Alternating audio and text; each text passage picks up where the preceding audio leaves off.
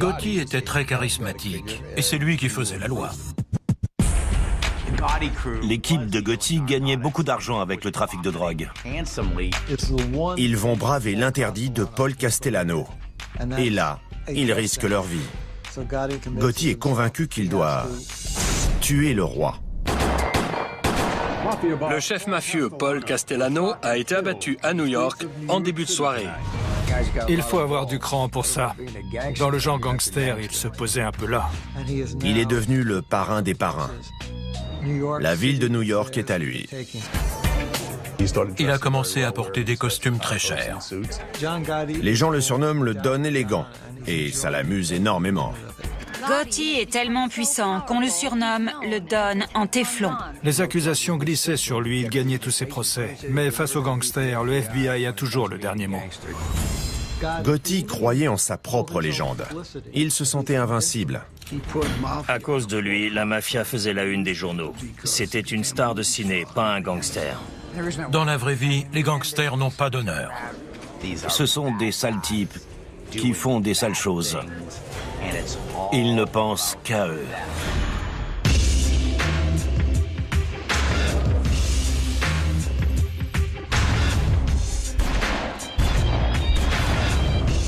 Aujourd'hui, dans Les Diables de l'Amérique, John Gotti, le Don en téflon.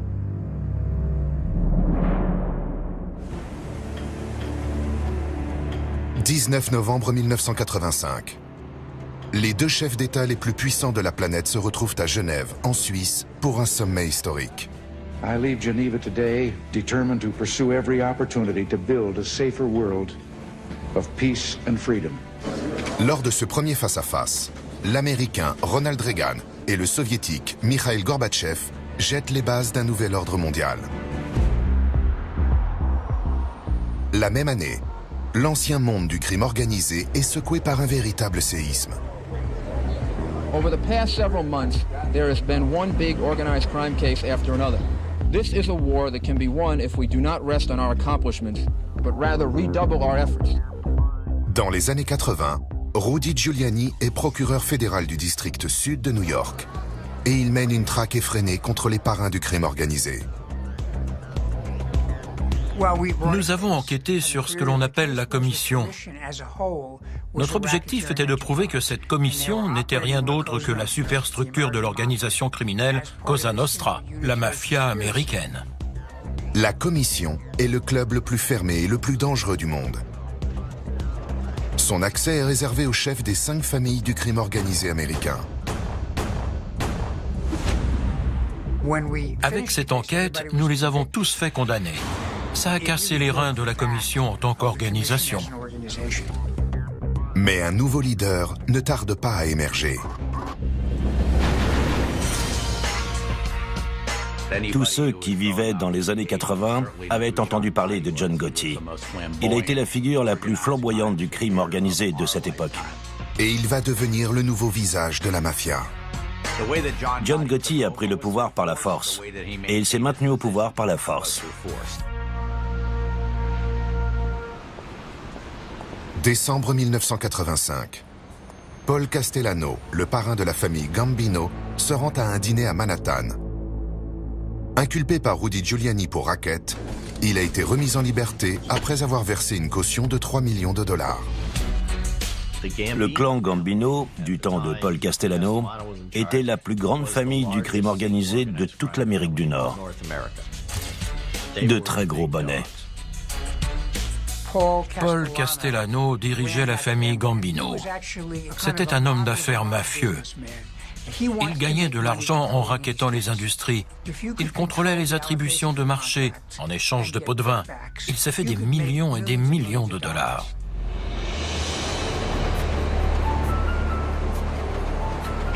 Dans les années 80, Paul Castellano était le parrain des parrains. En clair, la commission et la famille Gambino étaient dirigées par la même personne. Quand j'ai débuté dans le milieu, j'ai rencontré Paul à plusieurs reprises. Est-ce que Paul était apprécié? Je ne crois pas. Beaucoup de gens avaient des problèmes avec lui. Il avait une règle d'or. Personne ne deal de la drogue, sinon avec mon feu vert. Paul Castellano ne voulait aucun trafic de drogue au sein de la famille. Il craignait que cela n'expose ces hommes à des peines trop lourdes, qui auraient pu les inciter à coopérer avec la police. En gros, il leur disait, si vous vendez de la drogue, vous êtes morts. Le 16 décembre 1985, Paul Castellano et Thomas Bilotti, l'un de ses sous-patrons, se rendent au restaurant Sparks Steakhouse pour dîner avec des associés. Plusieurs hommes, vêtus de trench-coat blanc et coiffés de chapka, surgissent. Les deux gangsters n'auront pas le temps de sortir de leur voiture.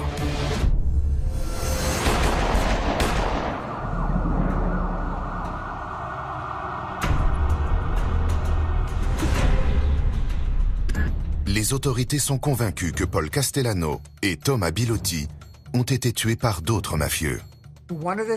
L'une des prérogatives de la commission était d'autoriser l'assassinat d'un parrain. Tuer un chef mafieux sans le feu vert de la commission, c'était comme signer soi-même son arrêt de mort. Et en l'occurrence, la commission n'avait pas validé l'assassinat de Paul Castellano. L'homme qui a commandité le meurtre a discrètement assisté à l'exécution. Cet homme, c'est John Gotti, qui sera plus tard surnommé le Don en téflon. Il se comportait comme s'il était le parrain. Et il en avait l'aspect. Le rôle avait l'air taillé sur mesure pour lui. Gotti était très charismatique, et c'est lui qui faisait la loi. Son parcours au sein de la mafia commence 10 ans plus tôt. Dans les années 70, quand il était jeune, c'était un braqueur notoire. Ça lui a d'ailleurs valu de passer par la case prison. John Gotti n'en fait qu'à sa tête. Il s'est mis lui-même sous le feu des projecteurs. En tant que mafieux, pourquoi vouloir à tout prix attirer l'attention? C'est le contraire de ce qu'il faut faire. Dans les années 90, John Gotti était le visage de la mafia. Il a fait la une de Time Magazine. Cosa Nostra signifie « ce qui est à nous ». Pour Gotti, c'était plutôt « ce qui est à moi ». Sur ce point, il était très différent des gangsters d'avant, même s'ils aimaient l'argent eux aussi.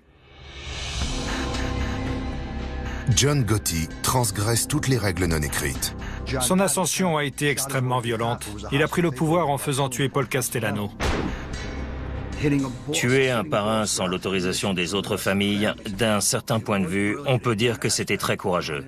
Mais ça a aussi été une sacrée bêtise, sans doute la pire idiotie de l'histoire de la mafia. En 1986, John Gotti prend les rênes de la famille Gambino, qui est alors considérée comme l'organisation criminelle la plus puissante des États-Unis. Les revenus du clan Gambino sont estimés à $1,5 milliard par an. Carlo Gambino était décédé en 1976, laissant à ses successeurs une organisation qui tenait les syndicats par la corruption et qui racketait les entreprises de travaux publics. La famille Gambino était une sorte d'autorité fiscale bis. Pour chaque construction en béton à Manhattan, il fallait verser 4% à la mafia. Les sociétés de ramassage des ordures payaient elles aussi des pots de vin. Il y avait aussi les prêts usuraires à des taux exorbitants et la gestion des sociétés de jeux. Ils étaient présents dans tous les secteurs criminels possibles et imaginables. Durant sa première année en tant que parrain, John Gotti aurait empoché $12 millions en liquide. Il avait du charisme, c'est vrai, mais c'était un joueur compulsif. C'était une obsession. Du matin au soir, il ne pensait qu'à ça. Et il misait 2 à 3 fois plus d'argent qu'il n'en gagnait. Et il n'aimait pas payer ses dettes, ce qui a contribué à sa chute. Très vite, John Gotti acquiert la réputation d'un homme qui n'hésite pas à tuer ceux qui lui barrent la route.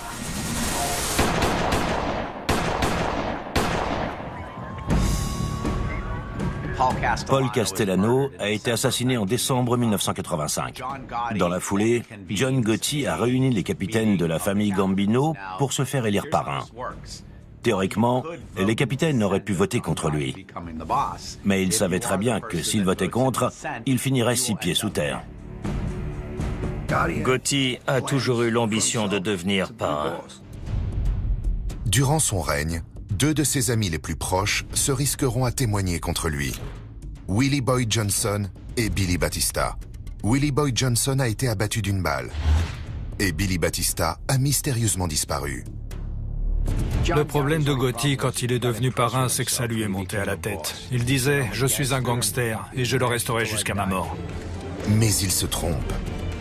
Face aux gangsters, le FBI a toujours le dernier mot. Il ne vous lâche pas, jusqu'à ce qu'il vous coince.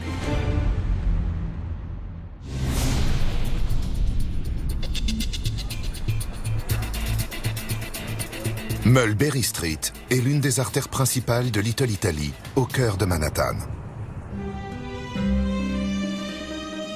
Elle sert de décor à plusieurs scènes du Parrain, la trilogie de Francis Ford Coppola. Et beaucoup de vrais mafieux y ont leurs habitudes. Dans les années 80, cette rue était le fief de Gotti. Il allait saluer les gens de son équipe. Il vous faisait une bise quand vous étiez simple associé et 2 bises quand vous étiez capot. Les touristes et les New-Yorkais anonymes y croisent quotidiennement les gangsters. Les gangsters et les mafieux ont toujours fasciné le public. Et on peut se demander pourquoi. Dans Les Affranchis, réalisé d'après le roman de Nicolas Pileggi, le gangster Henry Hill dit « Nous sommes des stars de ciné avec des gros bras. Le public les voit comme ça. »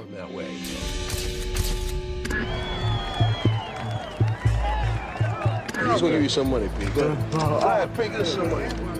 Why don't you just behave yourself? I'm behaving myself. You're not behaving yourself. Gotti était comme ça, un type très charismatique, avec beaucoup de gens qui lui étaient très dévoués. Il contrôlait totalement Mulberry Street. John Joseph Gotti Jr. naît en octobre 1940, 5e d'une famille de 13 enfants. John Gotti a grandi dans le Bronx. Son père était un gangster de bas étage. La famille a vécu très difficilement. Un jour, en parlant de son père, il a dit « La seule chose que mon père m'ait jamais donnée, c'est une raclée. » D'entrée de jeu, John Gotti aime se faire remarquer. Il a commencé en tant que caïd de cours d'école, puis en tant que voyou. D'après la légende, à l'âge de 14 ans, il tente de voler une bétonnière. L'engin lui tombe sur le pied et lui écrase plusieurs orteils. Il en restera boiteux à vie. Durant son enfance, il entre très tôt dans le milieu des bandes de rue. Et à l'époque, du gang de rue à la mafia, il n'y a qu'un pas. Pour lui, le métier idéal, c'était gangster. Il a évité la mobilisation pour le Vietnam et il a commencé une vie de petite frappe. Il a fait carrière dans la délinquance en gravissant tous les échelons. En 1958, John Gotti rencontre Victoria Di Giorgio. 4 ans plus tard, le couple se marie et fonde une famille. John Gotti s'essaie à la vie normale et travaille dans une usine de manteaux, puis en tant que chauffeur de poids lourd. Mais très vite, la délinquance le rattrape. C'est quelqu'un de très charismatique. Il est intelligent et ambitieux. Et il va se lier d'amitié avec des gens bien placés. Pour John Gotti, les gens bien placés sont ceux qui travaillent pour le clan Gambino, l'une des 5 familles de la mafia new-yorkaise. Des gens comme John Alite. Au départ, c'était un petit délinquant, mais il était très ami avec Angelo Ruggerio. Certains disaient qu'ils étaient cousins. Angelo était le neveu de Neil Della Croce, notre sous-patron. Agnello Della Croce était sous-chef à Brooklyn pour le compte de la famille Gambino. Agnello Della Croce était surnommé O'Neill. C'était un voyou des rues. Avec son équipe, c'est lui qui s'occupait des opérations sur le terrain. On habitait près de Kennedy Airport et on braquait des camions. Une fois que les camions avaient chargé leurs marchandises, ils rejoignaient l'autoroute par une bretelle depuis l'aéroport. John Gotti et ses gars les interceptaient, sautaient sur le marchepied et menaçaient le chauffeur avec une arme. Et avant de partir, ils lui prenaient ses papiers et lui disaient « Maintenant, on a ton adresse. Fais attention à ce que tu vas dire aux flics. »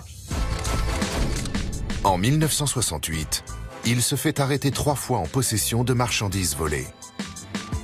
Il était en train de voler un lot de robes. Les policiers l'ont coincé dans la remorque. C'est la première fois qu'il se faisait attraper. Condamné pour vol par un tribunal fédéral, il est envoyé au pénitencier fédéral de Louisburg en 1969. Il y passe 3 ans dans une unité dédiée aux détenus membres de la mafia. Il ressort en 1972 plus déterminé que jamais à avancer dans la hiérarchie et à intégrer la famille Gambino. Pour entrer dans la famille, en tant que soldat ou en tant qu'affranchi, il fallait un vote des chefs. À partir de là, on avait les prérogatives et les responsabilités d'un membre. À l'époque, la tradition voulait que pour être affranchi, il fallait être d'origine italienne et avoir commis un meurtre. Le clan Gambino est alors dirigé par Carlo Gambino. Le neveu de Carlo Gambino avait été enlevé et assassiné. La famille a rapidement soupçonné plusieurs membres d'un gang irlandais, les Westies. Gotti a eu de la chance. Il a été choisi pour faire partie de l'équipe chargée d'aller tuer les gars qui avaient participé à l'enlèvement. Le chef des ravisseurs s'appelait James McBratney. Carlo Gambino a ordonné à John Gotti de tuer McBratney. James McBratney avait participé à 3 enlèvements contre des membres de familles mafieuses. Carlo Gambino avait pourtant versé une rançon pour son neveu. Mais celui-ci sera retrouvé mort 8 mois plus tard. James McBratney était dans un bar, dans l'arrondissement de Staten Island. Gotti et 2 complices sont entrés et ils ont attrapé McBratney. Gotti le retenait par un bras, un autre gars lui tenait l'autre bras et le 3e lui a tiré 3 balles dans le ventre. Ils ont été arrêtés. Et il y avait une 40aine de témoins dans la salle. Mais leur avocat a fait en sorte qu'ils soient jugés pour homicide involontaire. Et ils ont plaidé coupables. Carlo Gambino a engagé Roy Cohn pour les défendre. Et celui-ci s'est arrangé avec le bureau du procureur du district de Staten Island. Ils ont écopé de 5 ans de prison, ce qui est scandaleux.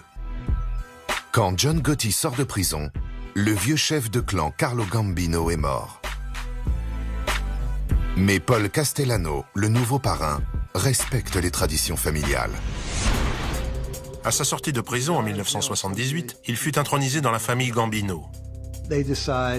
La famille a décidé de l'accueillir dans son organisation. Il a été nommé soldat. Et avec ça, sa fortune était faite. Agnello Della Croce a tout fait pour le faire avancer. Plus Della Croce grimpait, plus Gotti avançait. Et il est devenu capo, c'est-à-dire chef d'équipe. Paul Castellano, le nouveau chef de famille, a ses propres règles du jeu. Et John Gotti ne tarde pas à les enfreindre. L'équipe de Gotti est une bande de jeunes loups qui rêvent de se faire un nom. Et pour cela, ils vont braver l'interdit de Paul Castellano, le parrain des parrains, et faire du trafic de drogue. Et là, ils risquent leur vie. Gotti est convaincu qu'il doit tuer le roi. Il a compris que ce serait Castellano ou lui.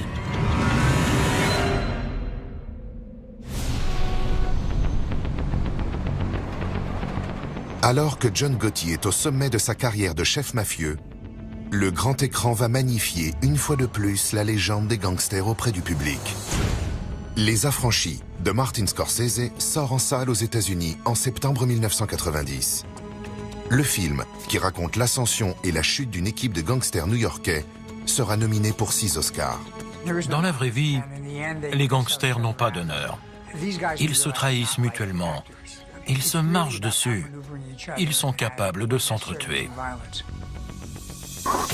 L'acteur Joe Pesci incarne Tommy DeVito.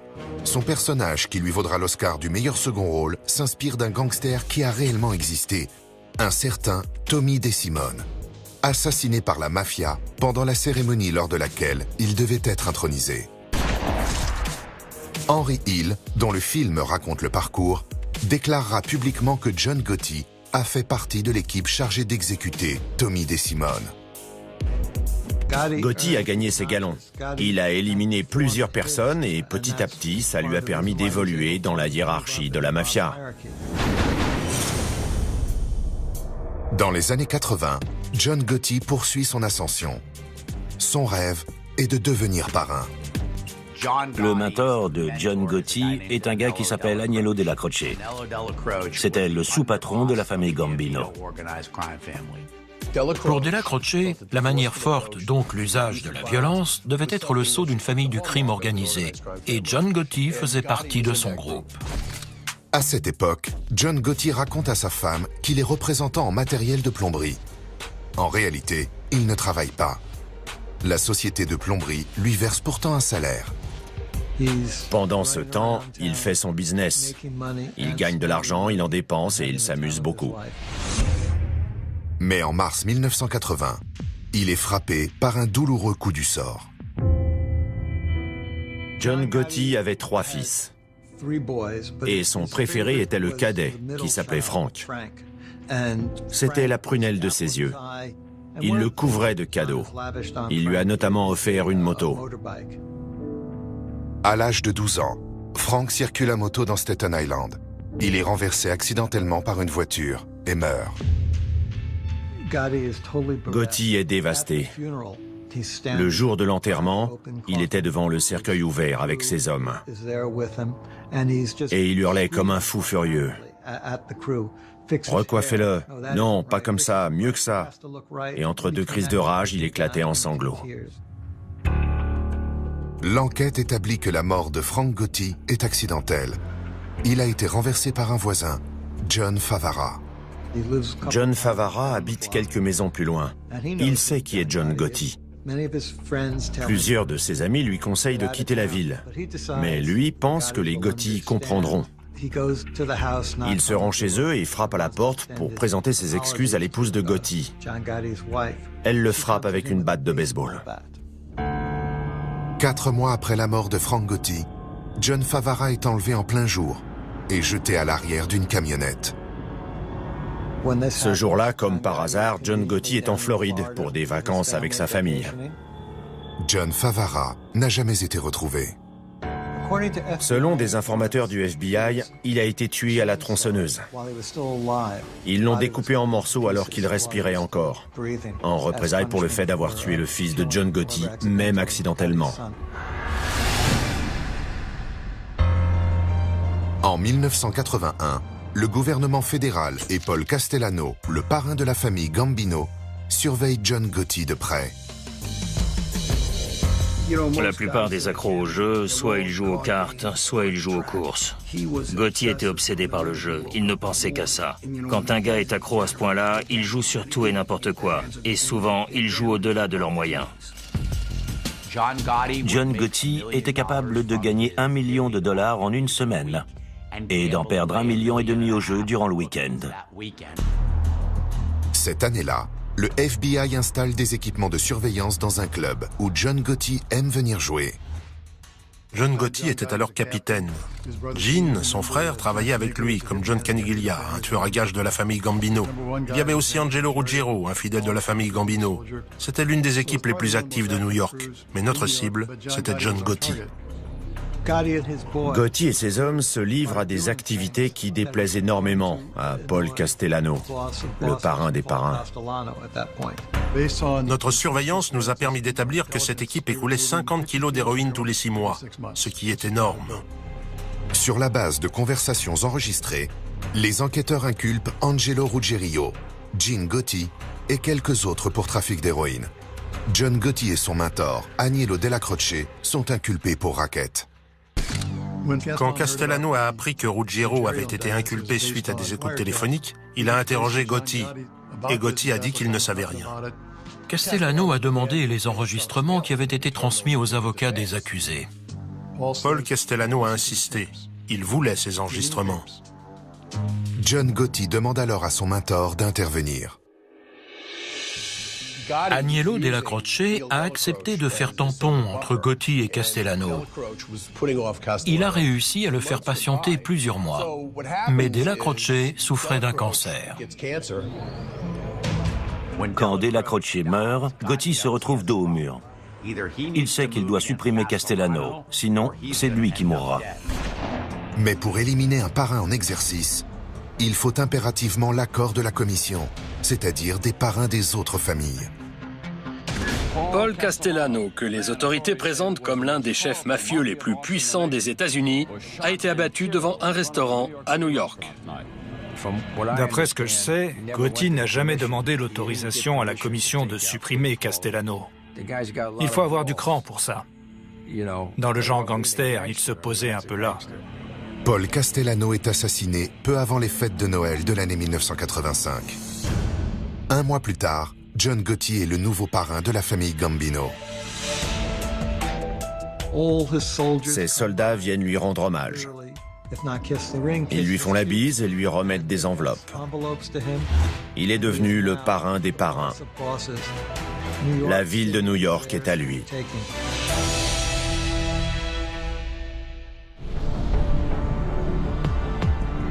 Avril 1986.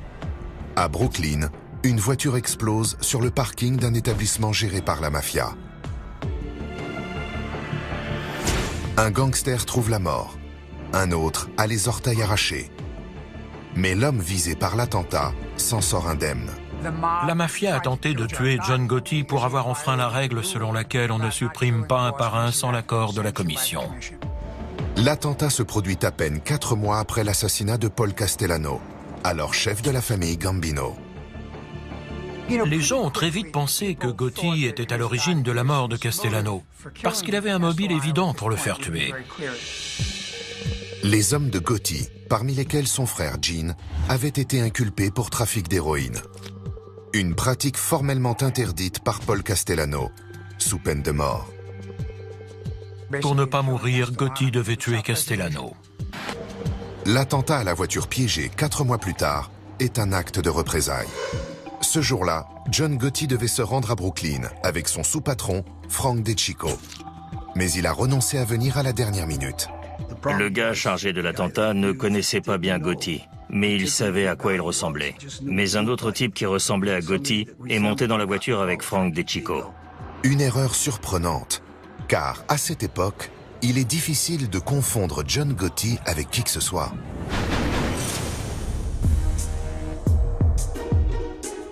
Il a commencé à s'habiller très chic et à adopter des allures de chef de clan mafieux.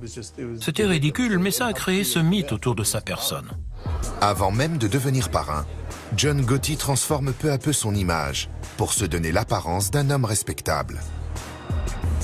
Quand sa carrière a décollé, les procureurs ont commencé à le surveiller et à essayer de le faire tomber. Et ils tentent de le faire condamner à 3 reprises. En 1984, un an avant la mort de Paul Castellano, John Gotti en vient aux mains à Manhattan avec un homme qui lui reproche de garer sa voiture en double file devant son magasin. Un réparateur de réfrigérateur sort de la boutique et lui dit de déplacer sa voiture. Gotti refuse. Une bagarre éclate et il se retrouve accusé d'agression. Mais la veille du procès, l'accusateur de John Gotti découvre dans la presse à qui il a réellement affaire. Le réparateur de réfrigérateur comprend tout à coup qu'il n'a aucun intérêt à témoigner.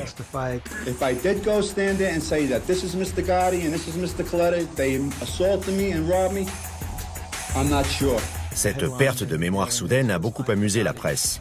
Il faut dire que John Gotti a de plus en plus l'apparence d'un chef mafieux. Le rôle lui va comme un gant. Les gens le surnomment le Don élégant, et ça l'amuse énormément. John Gotti a beau être accusé d'assassinat, il est plus populaire que jamais. Même la presse l'épargne. 6 mois après avoir pris les commandes de la famille Gambino, John Gotti se retrouve face à un tribunal fédéral. Il est accusé de racket. Gotti passionne les tabloïds et les chaînes de télévision. Et il fascine le public. Il devient une sorte d'icône du crime organisé, ce qui rend extrêmement furieux tous ceux qui enquêtent sur lui. Le procès durera 7 mois. Le dossier comprend 30 heures de conversations enregistrées. 90 témoins se succèdent à la barre. Le procès se présente assez mal, et son avocat se démène comme il peut. Mais Gotti n'a pas l'air nerveux. Si John Gotti est aussi serein, c'est que l'issue du procès est déjà acquise. Il a été acquitté pour une raison simple. Il avait corrompu des jurés. John Gotti n'était absolument pas nerveux. Ces hommes avaient fait pression sur le jury.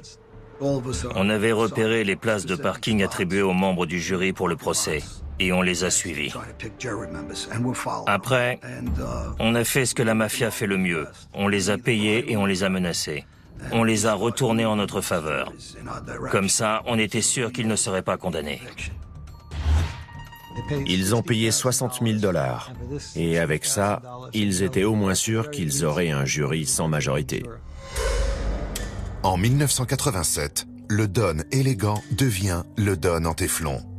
Gotti est tellement puissant qu'on le surnomme le Don en téflon.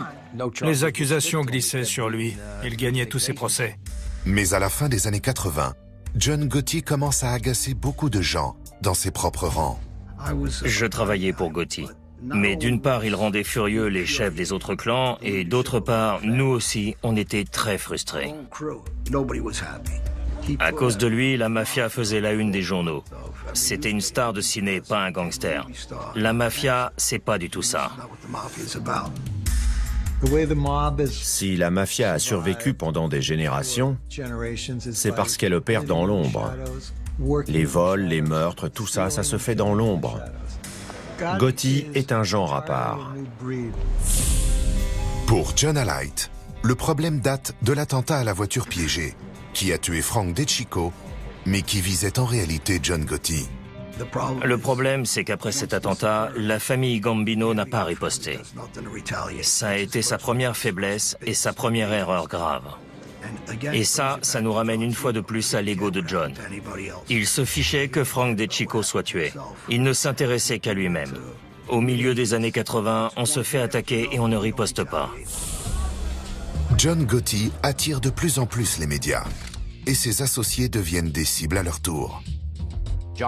John Gotti exigeait que ses capitaines et les membres de sa famille viennent régulièrement lui rendre des comptes au club Ravenite.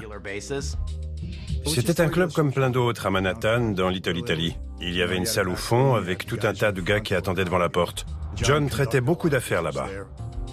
Les mardis soirs, il fallait que tous les membres de la famille soient présents au Ravenite, même ceux du Grand New York. Et le FBI a installé des caméras de surveillance tout le long de Mulberry Street. Tout le monde venait, le FBI était là aussi. Il notait les noms, les plaques des voitures et il prenait des photos. Toutes les semaines, les 21 capitaines de la famille se retrouvaient là pour rendre hommage à Gotti, pour lui donner de l'argent et prendre leurs ordres. Gotti avait juste envie qu'il lui lèche les bottes, mais pour nous, c'était une aubaine. En 1989, le FBI obtient un mandat l'autorisant à installer des micros à l'intérieur du club. On en a mis près de la table de Gotti, mais le résultat a été décevant. La salle était petite et il y avait trop de monde. On se serait cru à Babel. Ils parlaient tous en même temps. Grâce à la petite amie d'un gangster, le FBI a appris qu'il y avait un appartement au-dessus du club. Ils y ont installé des micros dans le tuyau de la climatisation. Et ils ont tout enregistré. On enregistrait leurs conversations.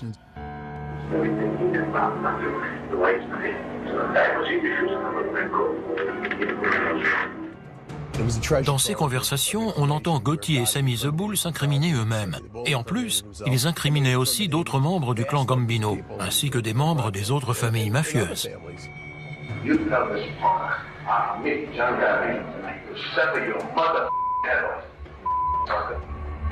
Ça nous suffisait pour l'inculper. Le 11 décembre, j'ai réuni mes gars et je leur ai dit « Messieurs, c'est pour aujourd'hui ».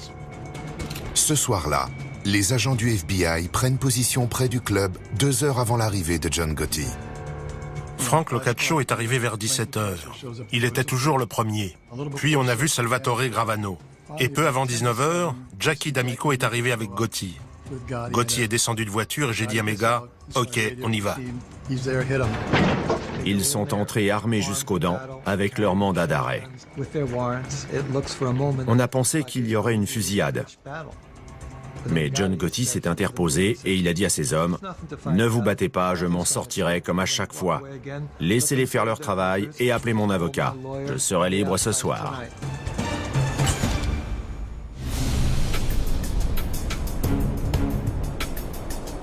11 décembre 1990. Le gangster le plus célèbre du monde quitte son club de Little Italy, menottes aux poignets. John Gotti et 3 de ses plus proches complices sont déférés devant un tribunal fédéral pour plusieurs chefs d'accusation. Meurtre avec préméditation, prêt usuraire, jeu illégal, entrave à la justice, corruption et fraude fiscale. On savait qu'on avait de quoi faire condamner Gotti, Sammy Gravano et Frank Locaccio. On avait des conversations où ils évoquaient des gens qu'ils avaient tués et les affaires du clan Gambino. D'un autre côté, Gotti croyait en sa propre légende. Il se sentait invincible. Il était sûr de s'en tirer. Le soir de son arrestation, John Gotti, joueur invétéré, croit encore dur comme fer à sa bonne étoile. Il avait déjà été jugé à 3 reprises, et à chaque fois, il s'en était sorti. Le public et les procureurs ne comprenaient pas pourquoi il n'avait pas été condamné. Ça lui a valu une certaine notoriété et ce surnom de Don en téflon, l'homme sur lequel les accusations n'ont pas de prise. Mais cette fois, c'est le procureur fédéral qui a un atout dans sa manche. Une carte maîtresse que John Gotti n'a pas vu venir. Sammy DeBoule accepte de coopérer. Quand j'ai appris que Sammy coopérait contre John, ça m'a dégoûté. Il faut dire ce qui est, c'était moche. Ce revirement est dû à des propos tenus par John Gotti et enregistrés par les enquêteurs. Des propos que Sammy DeBoule découvre lors d'une audition. Le juge a auditionné John Gotti, Sammy Gravano dit Sammy DeBoule, Tommy Gambino et Frank Locaccio. Le but de l'audition était d'établir que les accusés représentaient un danger pour la société et qu'une libération sous caution était exclue. Lors de cette audition, le juge présente un enregistrement réalisé dans l'appartement au-dessus du Raven Night Club, un soir où Sammy DeBoule était absent.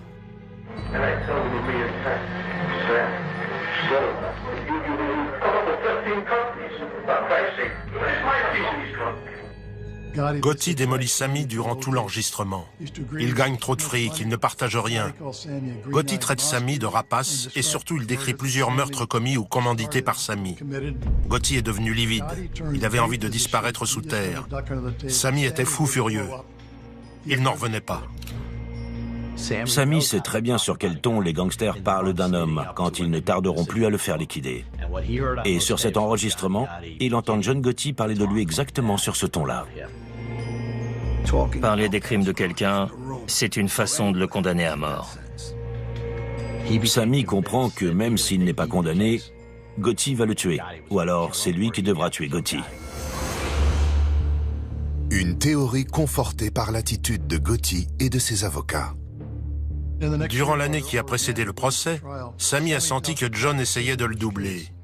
Sammy ne pouvait jamais rencontrer son avocat sans que Gotti soit présent. Sammy a très vite compris que la défense de Gotti consisterait à lui faire porter le chapeau à sa place. Sammy a fait ci, Sammy a fait ça, et que c'est lui qui serait condamné alors que John serait acquitté. En 1991, Sammy cesse de parler aux avocats de John Gotti et il coopère avec la justice. Les enquêteurs ont alors imaginé un plan pour exfiltrer Sammy du centre correctionnel de Manhattan. Et si possible, sans que Gotti ne se rende compte de rien. Mais la nuit, le centre de détention est très calme. On entend tout ce qui se passe. Gotti avait le sommeil léger. Il était dans une cellule voisine, et donc il a entendu des voix et des bruits de pas, et il a réalisé qu'on venait chercher Sammy. Et là, il a percuté. Il a compris que Sammy témoignerait contre lui et qu'il allait être condamné. Et à ce moment-là, il a poussé un cri hallucinant, un hurlement de colère et d'indignation qui a retenti dans toute la prison.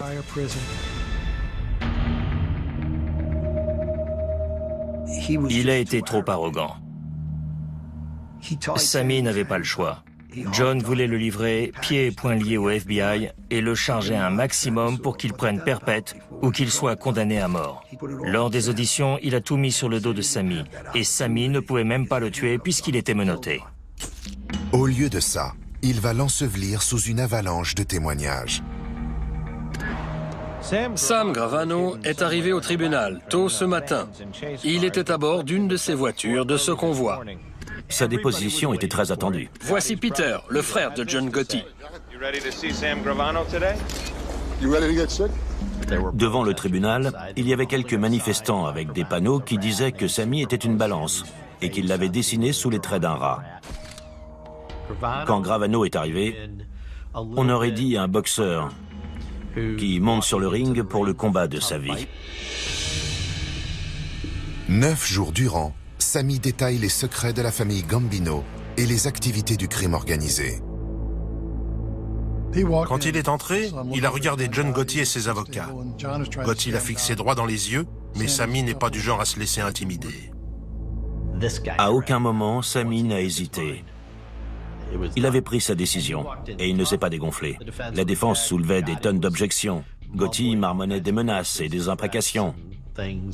Dans la salle, des gens protestaient. Mais Sammy est resté impassible et il a tout déballé. Voilà comment on a fait, etc. Sammy a été un témoin clé, mais notre meilleur témoin, c'était Gotti. Sur les enregistrements où il frimait, oui, j'ai tué Roberto Di Bernardo, Louis Milito et Louis Di Bono. Notre meilleur témoin, c'était lui.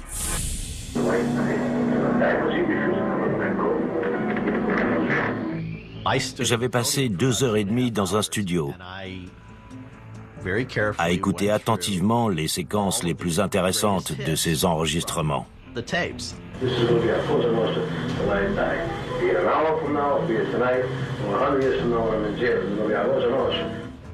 Je disais au juge, dans le prochain extrait, M. Gotti parle avec M. Locascio dans l'appartement. Et je faisais un signe à l'agent qui appuyait sur lecture. Et là, Gotti dit, si j'ai tué Di Bernardo, c'est parce que j'ai appris qu'il n'était pas réglo. Ok. Stop. Et après, je disais, et dans l'extrait suivant, Gotti dit qu'il est le parrain de la famille Gambino. Gotti s'accusait lui-même. Et avec un enregistrement, il n'y a pas de contre-interrogatoire. Ce procès a coûté des millions de dollars et des milliers d'heures de travail. Et en plus, les enquêteurs avaient passé un pacte avec le diable, pour ainsi dire. Avec un homme qui avait commis 19 meurtres. Ce procès, ils voulaient le gagner, pour battre enfin celui qui les avait battus 3 fois d'affilée. Le 2 avril 1992, après 14 heures de délibération, le jury rend son verdict. John Gotti est déclaré coupable.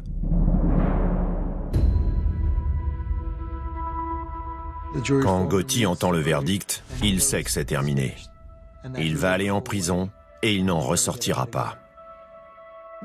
Quand Gotti a été condamné, je me suis dit que le temps où les gangsters pouvaient tuer plein de gens, gagner des millions et mourir tranquillement dans leur lit était peut-être révolu. 2 mois plus tard, John Gotti est condamné à la perpétuité sans possibilité de libération conditionnelle et à $250 000 d'amende. Gotti a été placé en isolement cellulaire. Son séjour en prison a été extrêmement dur. En 1998, John Gotti apprend qu'il souffre d'un cancer de la gorge. Il meurt en 2002, à l'âge de 61 ans. À la fin, le monde de la mafia n'avait plus que du mépris pour Gotti. Je suis sûr que les flics et le gouvernement rigolent souvent en pensant à Gotti, parce qu'il leur a livré la mafia sur un plateau. L'arrogance de Gotti leur a donné un angle d'attaque pour faire tomber la mafia. Une fois qu'ils avaient ça, le reste est allé très vite. La mafia, c'est un mythe. La vérité, c'est que ce sont des sales types qui font des sales choses. Ils ne pensent qu'à eux. Leur seule obsession, c'est de se demander comment ils vont faire pour vous plumer. Je pense qu'on se souviendra de lui comme du plus tape à l'œil des parrains, comme d'un symbole de la mafia. Mais ce qui a été symbolique aussi, ce sont ses faiblesses, son arrogance face à la justice et son autodestruction.